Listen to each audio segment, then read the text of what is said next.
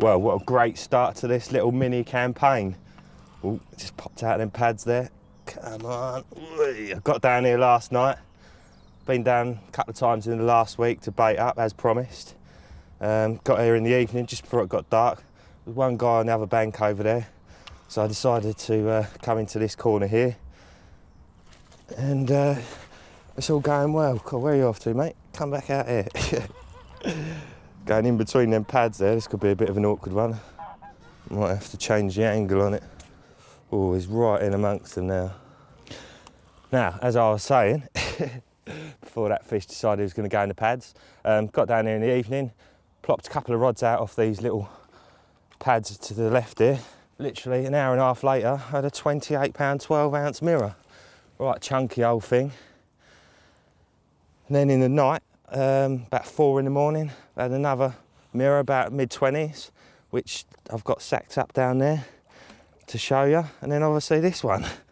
Yeah, come on. Just shows you a little bit of effort, a little bit of bait coming down. Makes all the difference. There we go, cracking little common. No need to weigh that one. I'll just slip him back. Well, that rig looks pretty mullered to me, so I'm just going to tie another one of those up quickly, get it back out there, and I'll show you this one in a sec. It was a little bit smaller than I thought. I thought it was a mid-20 in the darkness, but it turns out it's 22 pound. It's pretty old and twisted. Mad old chunk. Certainly took a liking for the sale, that one. Right, old matey on the far bank's just gone, so I'm going to swing one of my rods round to another spot that I baited up, give that a go for a few hours. Go on then, waddler. Old Chris Waddle.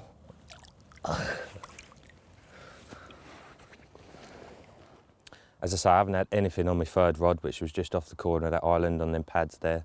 Haven't seen any activity out there at all either. So rather than having a rod going across that channel there, I'm going to flick one out to the right here, just off the corner of this island. So it's another spot that I baited up.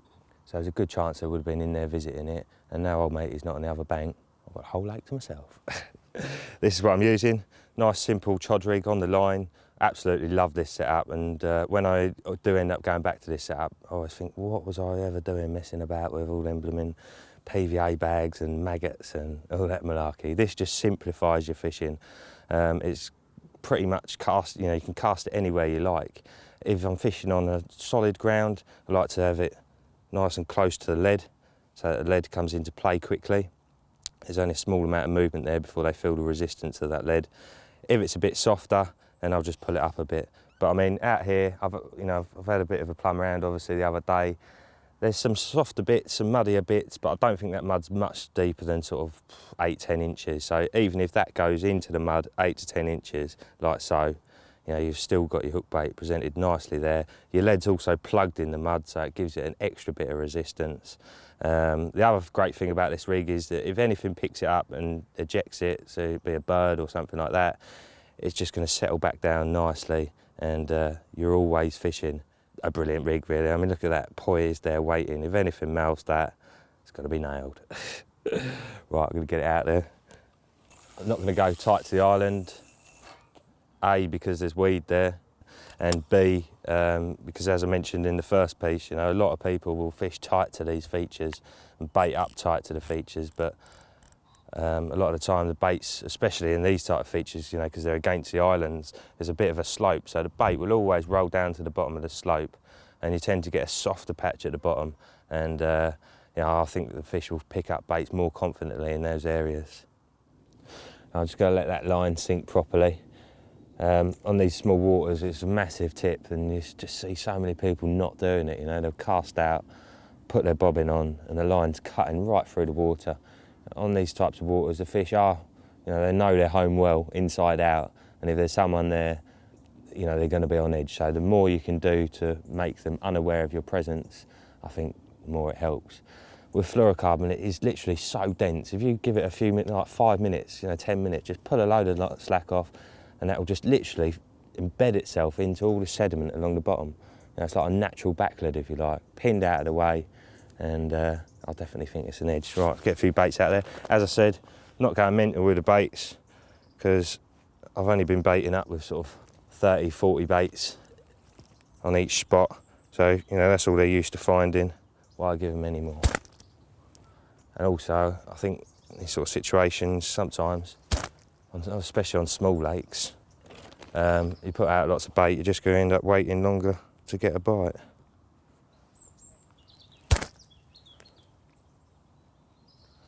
Right, now that madness is over, I thought I'd sit down and explain exactly what I have done. Literally, as I say, when I got here last night, there was a guy on the other side.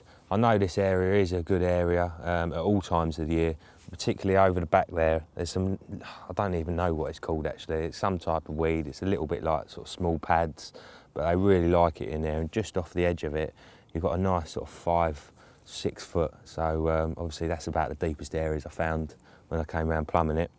They clearly do like that area. I've been here before in the winter and Daryl Peck had one off of there. So I put 2 rods out there, sort of spaced them about 12 foot apart, and I thought I'd try with the 2 different baits. So I had one on the Grange, one on the cell. I ended up having 2 on the left-hand rod and 1 on the right. So obviously 2 on one bait, 1 on the other. Not a lot to go on at the moment. I'll continue persevering using both and we'll see if it makes any difference at all.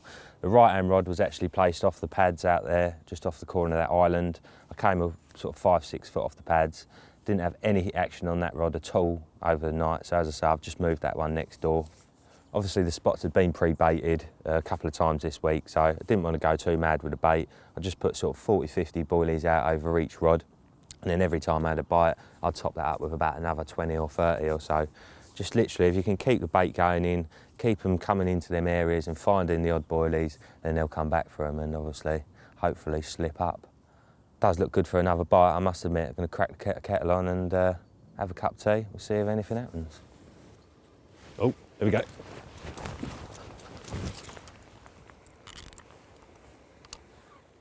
Here we are. Don't think I could ask for a better start to my first trip for this little campaign.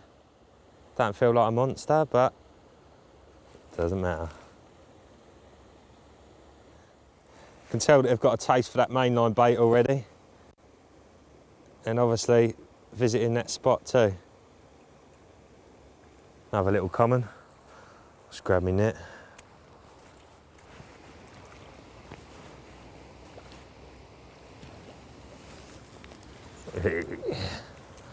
It's a little bit bigger than I thought it was actually. Well, there we go, another one on the old cell choddy. Just a quick one, obviously I'm fishing sort of just off them pads there and there's quite a few other sets of pads about, so really want that lead to come off. So to do that, all I've done is literally just chinked a little bit out of the swivel there, and as a result, when you're playing them, it will actually rattle off, or if it gets caught up in any weeds, that will just actually bend out and pull off. So it's a good, simple little way of losing your lead on a chod rig. But, and this is a big but, you don't want to be lobbing that a long way. You put a 3-ounce lead on that and give it a whack, chances are you could take out the bloke on the far margin. So this is only for little short flicks, but it's a good little tip. Well, there we go, nice upper double common.